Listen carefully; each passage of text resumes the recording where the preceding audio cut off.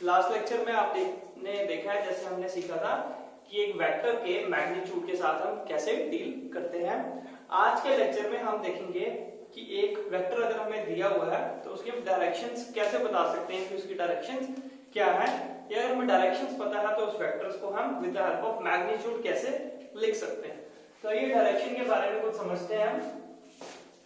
तो 2 डायमेंशन में मैं थोड़ा सा समझाऊंगा कि थोड़ा सा विजिबिलिटी अच्छी हो जाती है 2 डायमेंशन में, इसलिए फिर उसको 3 डायमेंशन में हम एक्सटेंड कर देंगे। तो वेक्टर क्या होता है, एक सिंपल लैंग्वेज में समझने के लिए एक स्ट्रेट लाइन ही वेक्टर की तरह दिखती है। तो मान लीजिए हमारे पास एक वेक्टर है, सपोज ये वेक्टर है जो यहां से शुरू हो रहा है और यहां तक जा रहा है, ठीक है। तो अब ये वेक्टर है, तो ये हम देखेंगे एक वेक्टर को जब भी हम ड्रॉ करेंगे तो हम देखेंगे कि वो जो हमारी कोऑर्डिनेट एक्सिस है एक्स वाई और जेड, यहाँ पे हम एक्स वाई की बात करें तो वो क्या क्या एंगल बना रहा है। तो सबसे पहले हम देखेंगे एक्स एक्सिस के साथ क्या एंगल बना रहा है हमारा ये जो है वेक्टर।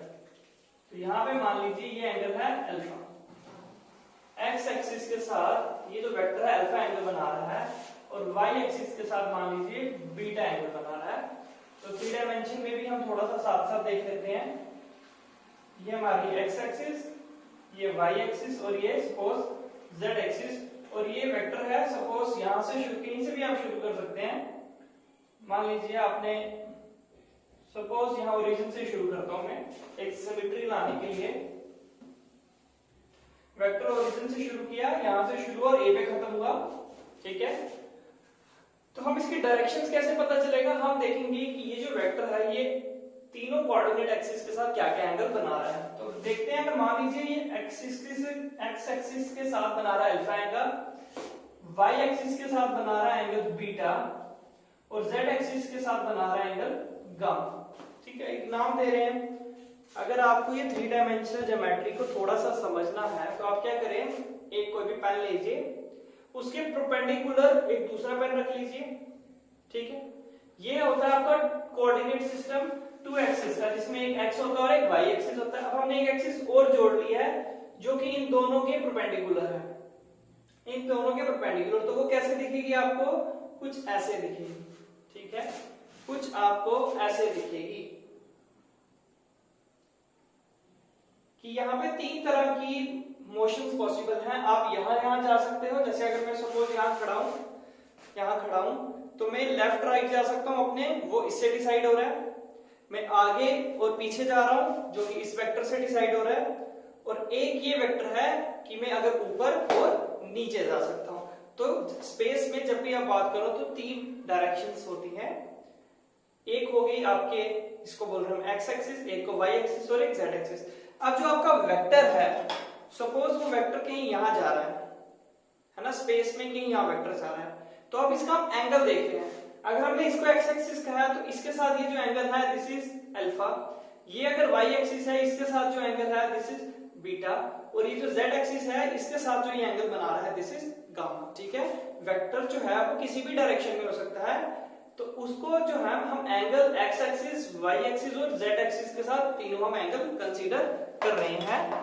तो बोर्ड पे तो हम बता नहीं सकते क्योंकि बोर्ड तो हमारी 2 डायमेंशनल फिगर है, बट थोड़ा सा प्रैक्टिस उसको रिटन लिखने के लिए हम अब बोर्ड पे पॉसिबिलिटी है तो मैंने आपको ऐसे भी समझा दिया। तो मान लिया उस वेक्टर ने जो कि ओ ए वेक्टर है उसने एक्स एक्सिस के साथ बनाया अल्फा एंगल, ठीक है, एक्स एक्सिस के साथ बनाया अल्फा, वाई एक्सिस के साथ बीटा और जेड एक्सिस के साथ गामा। ये एंगल बनाए किस वेक्टर ओ ए में। तो ये जो अल्फा बीटा गामा है, ये जो एंगल बने इनको बोलते हैं डायरेक्शन एंगल्स। क्या बोलते हैं, direction angles of a vector. The angles made by a vector with the coordinate axis are called this direction angles। पहले को अल्फा जो एक्स एक्सिस के साथ बना, जो वाई के साथ बना उसको बीटा, जो जेड के साथ बना उसको बोला हमने गामा, ठीक है। अगर इन्हीं वेक्टर्स के साथ हम लगाते कॉस, सबके साथ अल्फा के साथ कॉस अल्फा बन गया, बीटा बन गया कॉस बीटा, और गामा बन गया कॉस गामा। तो ये जो नई terms I cos alpha cos beta और कॉस गामा, है ना, वो कैसे बने, डायरेक्शन एंगल के साथ कॉस लगा दिया, तो कॉस अल्फा का नाम रख दिया एल, है ना, बार बार कॉस अल्फा बोलना थोड़ा मुश्किल है, तो एल नाम रख लिया, इसका नाम रख लिया एम और इसका नाम रख लिया एन। तो ये जो एल एम एन है, एल एम एन एन, इनको क्या बोलते हैं, इनको बोलते हैं एंगल के साथ क्या लग गया, कॉस, तो ये बन गए डायरेक्शन कोसाइंस, क्या बन गए, direction cosines of a vector, ठीक है। तो direction cosines of a vector को बोले क्या होते हैं, तो डायरेक्शन कोसाइंस के लिए आपको पहले वो एंगल्स चाहिए, तो if alpha beta and gamma are the direction angles of a vector then cos of alpha cos of beta and cos of gamma, जिनका नाम एलएमएन है, उनको क्या बोलते हैं, direction cosines of a vector, ठीक है, क्या बोलते हैं, direction cosines of a vector, ठीक है। ये बात भी आपको समझ आ गई, तो दो बातें आपने पढ़ ली, डायरेक्शन एंगल्स, डायरेक्शन कोसाइंस। अब इसके बाद एक और टर्म है, उसके बारे में थोड़ी सी समझने की कोशिश करते हैं। पहले इस फिगर को देखिए, मैं सिर्फ पहले मैं 2 डायमेंशन में समझाऊंगा, क्योंकि 3 डायमेंशन को सिमेट्री से हम देख सकते हैं। तो मान लीजिए ये वेक्टर था, यहां से शुरू हुआ यहां तक था, ठीक है, ये एंगल इसने एक्स एक्सिस के साथ कितना बनाया, अल्फा एंगल बनाया, ठीक है। मान लीजिए ये जो वेक्टर यहां से 0 से ओरिजिन था, जिसको हम 0,0 बोलते हैं, और ये पॉइंट था ए, और इसके कोऑर्डिनेट्स हमें पता है, मान लीजिए x और y है, ठीक है। अगर ये x और y है तो x क्या होगा, x ये डिस्टेंस होगा, x क्या होगा, ये डिस्टेंस। आपने वेक्टर का मैग्नीट्यूड ऑलरेडी पढ़ लिया है ना, तो ये जो OA डिस्टेंस है, ये क्या है, दिस इज द वेक्टर का मैग्नीट्यूड। मान लीजिए इस मैग्नीट्यूड की कोई वैल्यू है और इसकी वैल्यू है r, मतलब r क्या है, यहाँ पे r is nothing but OA vector का मैग्नीट्यूड, ठीक है, उसका हमने नाम रख लिया r।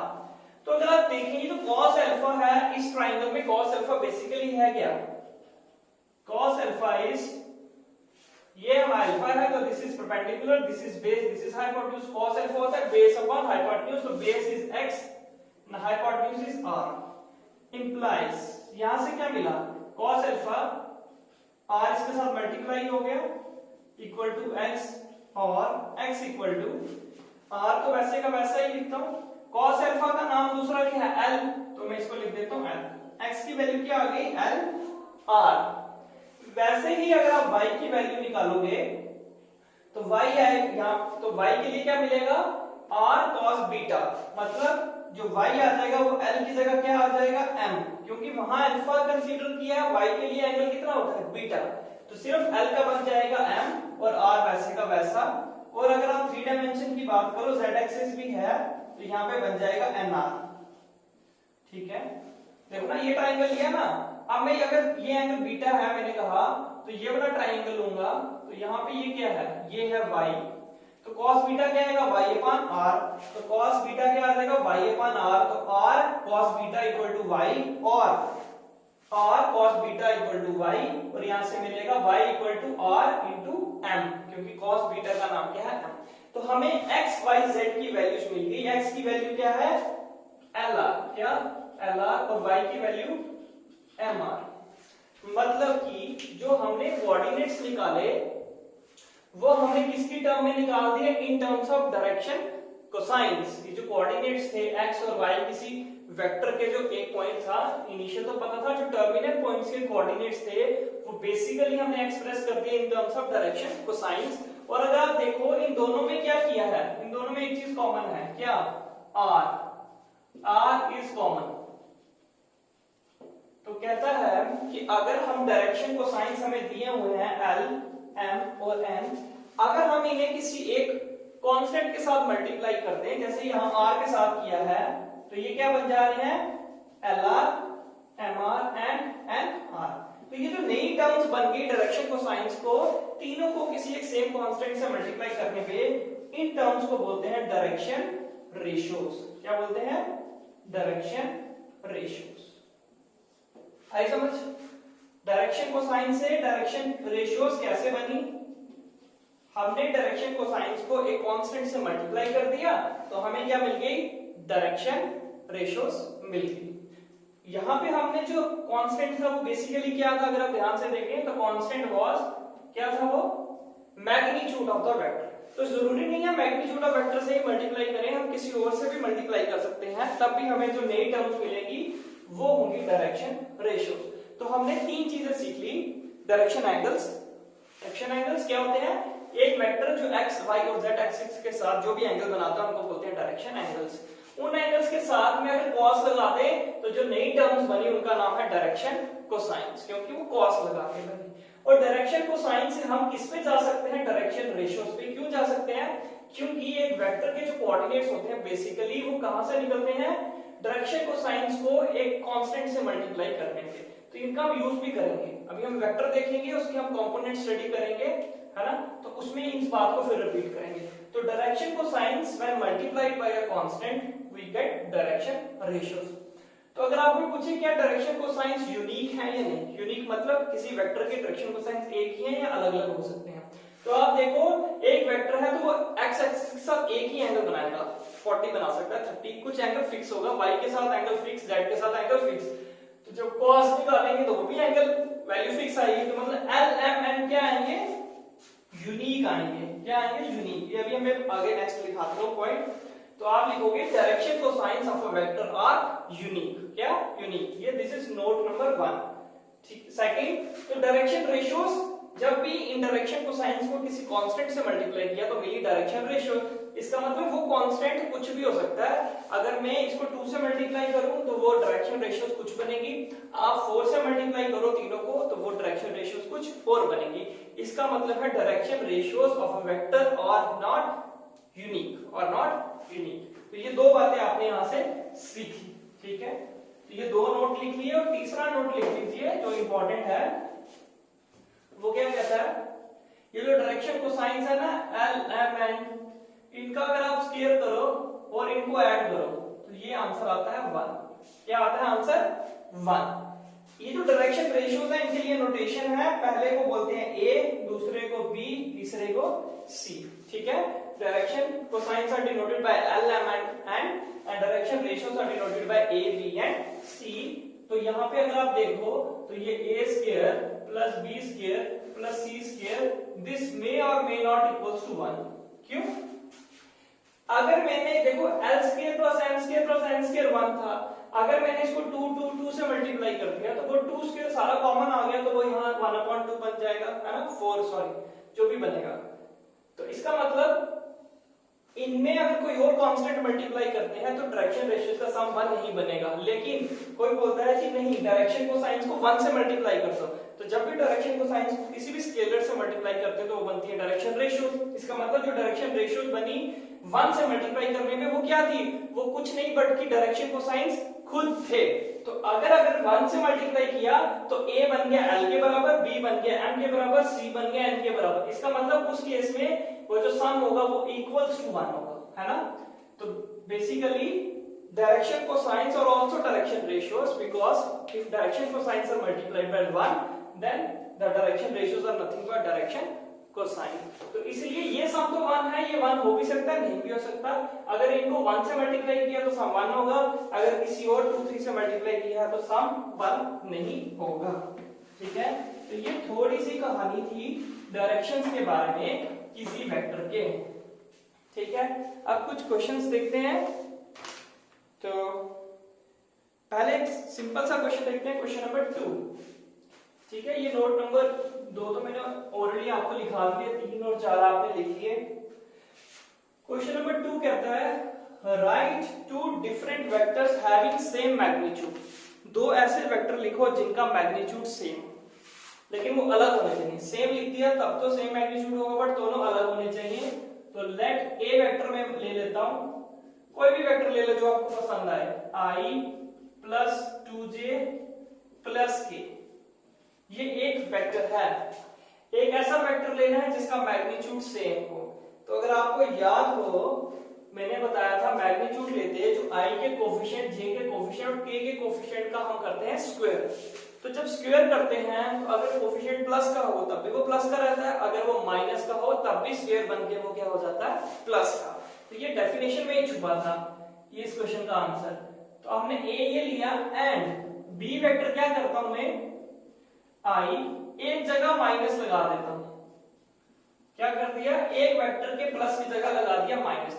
साइन चेंज करने से डायरेक्शन चेंज होगी, इसका मतलब अब ये वेक्टर और ये वेक्टर सेम नहीं है, क्योंकि इसकी डायरेक्शन कुछ और हुई होगी, क्योंकि यहाँ साइन कुछ और है और यहाँ पे साइन कुछ और है, इसका मतलब डायरेक्शन चेंज होगी। इसका मतलब दोनों वेक्टर सेम नहीं है, बट दोनों का मैग्नीट्यूड सेम आएगा। वो आप देखोगे कैसे, लिखेंगे let A equal to B. Now A vector का मैग्नीट्यूड क्या होगा, आई का कोफिशिएंट 1 का स्क्वायर, जे का कोफिशिएंट 2 का स्क्वायर, के का कोफिशिएंट 1 का स्क्वायर। तो क्या आ गया 1 4 1, तो ये आ गया √6, ठीक है।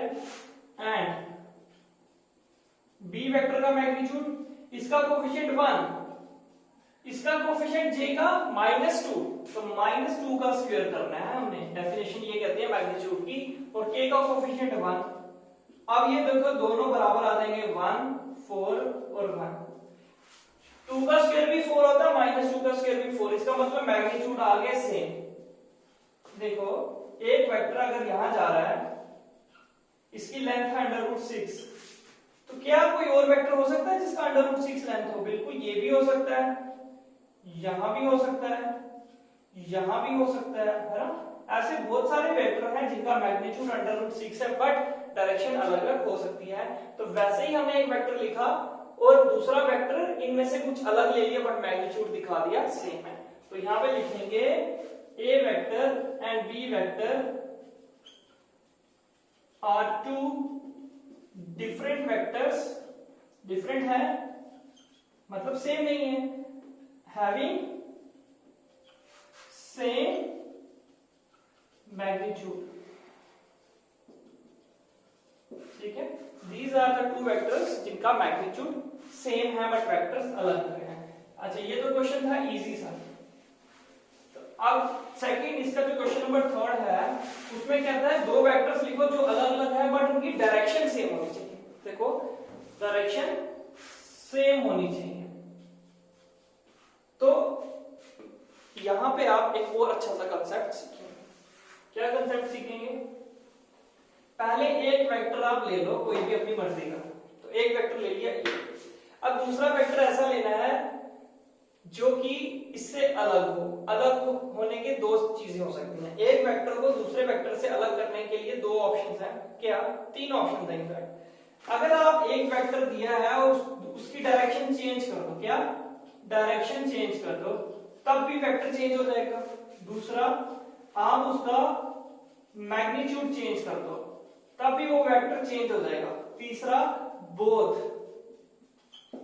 दोनों को चेंज कर दो, बोथ डायरेक्शन एंड मैग्नीट्यूड।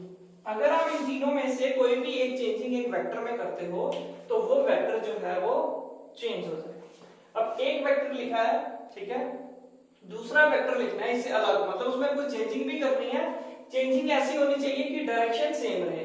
अगर मुझे डायरेक्शन सेम रखनी है, इसका मतलब ये ऑप्शन डिलीट और ये ऑप्शन डिलीट, मेरे पास यही ऑप्शन है, क्या मुझे उसका सिर्फ मैग्नीट्यूड चेंज करना है।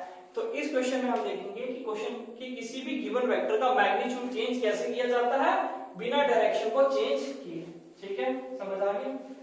तो आप याद रख लें, कहीं पे लिख लें कि अगर आपको कोई भी वेक्टर दिया है, if A is any vector, और उस वेक्टर को हम एक कांस्टेंट से मल्टीप्लाई करेंगे जो कि कांस्टेंट हो पॉजिटिव, क्या हो पॉजिटिव कांस्टेंट हो, तो लिख लेते हैं नोट,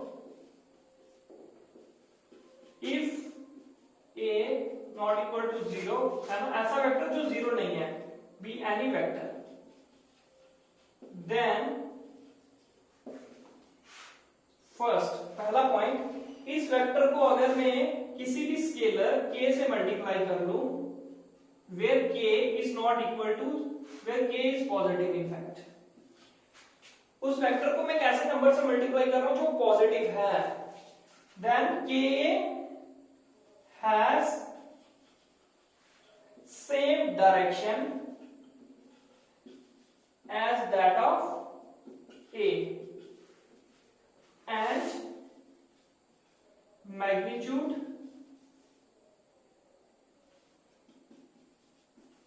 इसका अगर नाम b रख लूं, ठीक है, समझ रहे हो आप मेरी बात, एक वेक्टर ए है, उसको k से मल्टीप्लाई किया तो वेक्टर चेंज हो गया, उसका नाम रखिए मान लिया b। तो then this b has same direction as that of a, b और a की डायरेक्शन सेम है and magnitude of b and short में लिख देता हूं मैग्नीट्यूड ऑफ b क्या होगा, b का मैग्नीट्यूड, b किसके बराबर है, k इंटू a के बराबर। तो k तो एक स्केलर है तो वो बाहर आ जाएगा, पीछे बच जाएगा मैग्नीट्यूड ऑफ। तो जो b वेक्टर है वो हमने a में कुछ चेंजिंग करके बनाया, ऐसी चेंजिंग की कि उसको एक कांस्टेंट से मल्टीप्लाई किया जो कि पॉजिटिव था। ऐसा करने से क्या हुआ कि जो नया वेक्टर बना वो डायरेक्शन तो सेम थी उसकी a जैसी, बट उसका मैग्नीट्यूड क्या हुआ, a से k टाइम्स बड़ा हो गया। मतलब अगर a का मैग्नीट्यूड 2 था तो b का मैग्नीट्यूड कितना हो गया, k इंटू 2। समझ आई बात? तो वैसे ही आपको एक वेक्टर दिया है, आपको क्या करना है, एक नया वेक्टर बनाना है इससे अलग जिसकी डायरेक्शन सेम हो। तो क्या कर लेंगे हम, है ना, हैविंग सेम डायरेक्शन। तो डायरेक्शन सेम रखनी है, वेक्टर चेंज करना है तो मैग्नीट्यूड को चेंज करना पड़ेगा। Let a is equal to this and b equals to इस वेक्टर को किसी कांस्टेंट से जो कि पॉजिटिव हो। क्यों पॉजिटिव है वो भी देखेंगे। तो पॉजिटिव कांस्टेंट से तो 2 से मल्टीप्लाई कर लेते हैं इस पूरे को, तो 2 से मल्टीप्लाई कर दिया i plus 2j plus k। तो ये क्या बना, 2i plus 4j plus 2k। ठीक है, ये बन गया। अब हम शो करेंगे कि ये दो वेक्टर्स जो है इनका डायरेक्शन सेम है, ये हम शो भी करेंगे। अभी आपको तो डायरेक्टली लिख दिया, शो भी करेंगे। या सेकंड करते हैं क्या, b वेक्टर, इसका अब एक वेक्टर ले लेते हैं c वेक्टर, वो कैसे बन रहा है वो भी, उसका नाम भी k ही रख लेते हैं, बट यहां पे k क्या है, लेस देन 0 है। तो k की जगह कुछ और लेते हैं, कंफ्यूजन ना हो जाए। क्या ले लें, t ले लेते हैं। अगर इसको t से मल्टीप्लाई करते हैं, t क्या एक स्केलर है, कांस्टेंट है जो कि 0 से छोटा है, has direction opposite to that of a vector. समझ आ गई बात? अगर एक वेक्टर को किसी पॉजिटिव कांस्टेंट से मल्टीप्लाई करते हैं तो दोनों की डायरेक्शन सेम रहती है, लेकिन अगर जिस कांस्टेंट से मल्टीप्लाई किया वो नेगेटिव है, मतलब -2 से मल्टीप्लाई किया, तो जो पहली डायरेक्शन थी उसकी अपोजिट डायरेक्शन हो जाएगी, उसके अपोजिट डायरेक्शन हो जाएगी। तो ये दो बातें आपने याद रखनी है। इस क्वेश्चन में बेसिकली यही सीखने वाला था। ठीक है, क्वेश्चन तो बहुत इजी था बट कांसेप्ट अच्छा था। तो अब हम ए की, अभी तक हमने की डायरेक्शन रेशियोज कोसाइंस का कांसेप्ट पढ़ा है, अभी तक ये नहीं पढ़ा, वो होते हैं। तो जब भी आपको वेक्टर दिए हुए हैं, ए वेक्टर दिया है, तो डायरेक्शन रेशियोज ऑफ ए आप डायरेक्टली बोल सकते हो क्या होंगे, direction ratios of A R क्या है वो, 1, 2 एंड 1। कैसे पता चला, वो जो हमने रिलेशन शो किया था कि जो एक वेक्टर होता है 1 2 1, तो 1 2 1 अगर आप देखो, सपोज यहां पे है, तो मैंने आपको बोला था i के साथ 1 है, इसका मतलब x एक्सिस पे आप एक कदम चलें। अगर आप ओरिजिन से शुरू हुए तो x एक्सिस पे कितने कदम चले, 1, j के साथ 2 है, y एक्सिस पे 2 कदम चले, और z के साथ मतलब k के साथ क्या है 1, तो आपका z है 1। इस वेक्टर का ये जो टर्मिनल पॉइंट होगा वो ये पॉइंट होगा, इस वेक्टर को देख के हमने बता दिया। ठीक है, अब ये जो 1 2 1 है, तो इसी को हमने पढ़ा था, ये जो 1 होता है दिस इज एल आर, और एल आर क्या है, डायरेक्शन रेशियो। इसका मतलब जो ये 1 2 1 है, जो कोऑर्डिनेट्स होते हैं ये क्या होते हैं, ये डायरेक्शन रेशियोज होते हैं उस वेक्टर के। ठीक है, तो यहां से आप देख लीजिए direction ratios of vector A क्या है, 1 2 1। डायरेक्शन रेशियोज से हम कुछ नहीं बता सकते दो वेक्टर्स की डायरेक्शन का, डायरेक्शन कोसाइंस जो कि यूनिक होते हैं उनसे हमें पता चलता है डायरेक्शन कोसाइंस का। तो डायरेक्शन रेशियोज दी है, डायरेक्शन कोसाइंस कैसे निकालेंगे ये भी हम इस क्वेश्चन में सीखने जा रहे हैं। तो direction ratios of A R this that is a कितना दिया है 1, बी दिया है 2 एंड सी दिया है 1। यही थे ना डायरेक्शन रेशियोज के नाम, ए बी एंड सी।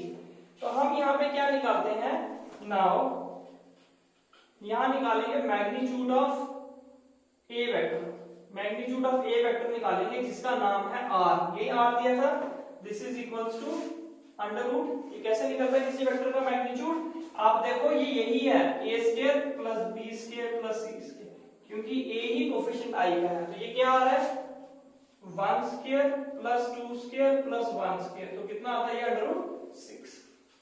तो आपको ये पता चल गया वेक्टर का मैग्नीट्यूड ये है। नाउ L क्या होगा, आपको पता है कि जब आपने L को R से मल्टीप्लाई किया तो वो बन गई डायरेक्शन रेशियोज। अब डायरेक्शन रेशियो से किस पे आना है, डायरेक्शन रेशियो से आपको आना है डायरेक्शन कोसाइन पे। तो क्या करोगे, R से मल्टीप्लाई किया, डायरेक्शन कोसाइन से डायरेक्शन रेशियोज पे जाने के लिए आपने मल्टीप्लाई किया R से। अब आपने डायरेक्शन रेशियो से डायरेक्शन कोसाइन में आना है तो क्या करेंगे, डिवाइड करेंगे R से। एक ही काम, यहां से यहां के मल्टीप्लाई किया, यहां से यहां के तो डिवाइड किया। तो L कैसे निकलेगा, आप A को डिवाइड करोगे किससे, R से। B कैसे, M कैसे निकलेगा, B को डिवाइड करोगे R से। एंड N कैसे निकलेगा, C को डिवाइड करोगे R से। क्योंकि ऐसे ही L से A बना, M से B और N से C। तो उल्टा काम करेंगे तो हमें ये निकल जाएगा। A कितना है, A है 1, R कितना है √6, B है 2, ये है √6, ये है N की वैल्यू कितनी है C/R, और C है 1/√6। तो L, M, N निकल गए। तो therefore direction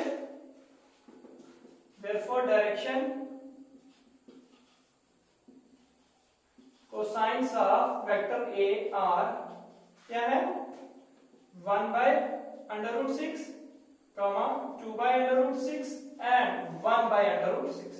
तो ये मिल गए direction cosines of vector A, यही हमने निकालने थे। अब हम ये शो करेंगे जो हमने वेक्टर B लिया उसके भी डायरेक्शन कोसाइंस सेम है, क्योंकि हमें वही वेक्टर दिखाने हैं जो अलग है बट डायरेक्शन सेम है। तो ये काम किया हमने A के लिए, अब यही काम हम करेंगे किसके लिए, B के लिए। तो जब B के लिए करेंगे तो B के साथ यहाँ पे आएगा 2, यहाँ पे आएगा 4, 2, 4 और 2। तो यहाँ पे सॉल्व करो, a square plus b square plus c square, यहाँ पे क्या a की वैल्यू 2, 4 और 2, यहाँ पे आएगा 2 का स्क्वायर, यहाँ आएगा 4 का स्क्वायर, यहाँ पे आएगा 2 का स्क्वायर। तो क्या बनता है देख लो, 4 plus 16 plus 4, this is 36, sorry this is 24। तो 24 में से अगर 2 कॉमन लें, 4 6 24, 4 अंडर रूट से बाहर आ जाएगा तो आएगा 2√6। तो मतलब r की वैल्यू चेंज होगी, वेक्टर a की जगह आएगा वेक्टर b। जो काम हमने a वेक्टर के लिए और b वेक्टर के लिए सेम काम कर रहे हैं। तो l क्या आ जाएगा उसके लिए, l आ जाएगा a/r, b/r, c/r। a की वैल्यू क्या है 2, r की वैल्यू 2√6, ये वैल्यू क्या है 4, r की वैल्यू 2√6, ये वैल्यू क्या है 2, r की वैल्यू क्या है 2√6। तो जब आप इसको कैंसिल करोगे 2 और 2 कैंसिल, ही आएगा 1/√6, 2/√6 और ये आएगा 1/√6। मतलब जो वेक्टर b है उसके डायरेक्शन को साइंस भी क्या आ रहे हैं, ये सेम आ रहे हैं। क्यों सेम आए, क्योंकि हमने पढ़ लिया ऑलरेडी कि एक वेक्टर को जब किसी कांस्टेंट से मल्टीप्लाई करते हैं पॉजिटिव तो उसकी डायरेक्शन सेम रहती है, सिर्फ मैग्नीट्यूड चेंज होता है। और हमने प्रूफ भी कर दिया है ना, वेरीफाई भी कर दिया एग्जांपल के लिए। तो देयरफॉर लास्ट में लिखेंगे a vector and b vector are two different vectors such that a and b have different directions। तो छोटा सा क्वेश्चन था बट कॉन्सेप्ट बहुत अच्छा सा था। क्या कॉन्सेप्ट देखा हमने कि एक वेक्टर को चेंज करने के क्या क्या तरीके हैं, मैग्नीट्यूड चेंज करके, डायरेक्शन चेंज करके, दोनों चेंज करके। तो हमें कहा डायरेक्शन चेंज नहीं करनी है बट चेंज करना है, तो कैसे चेंज होगा, मैग्नीट्यूड से। फिर कहा मैग्नीट्यूड चेंज नहीं करना है, वेक्टर को चेंज करना है, तो कैसे चेंज होगा, डायरेक्शन की हेल्प से। ठीक है, सो आज यहीं तक पढ़ते हैं। अच्छे से कॉन्सेप्ट्स हैं डायरेक्शन, रेशियोज, कोसाइंस, इनको एक बार फिर गो थ्रू कर लीजिए।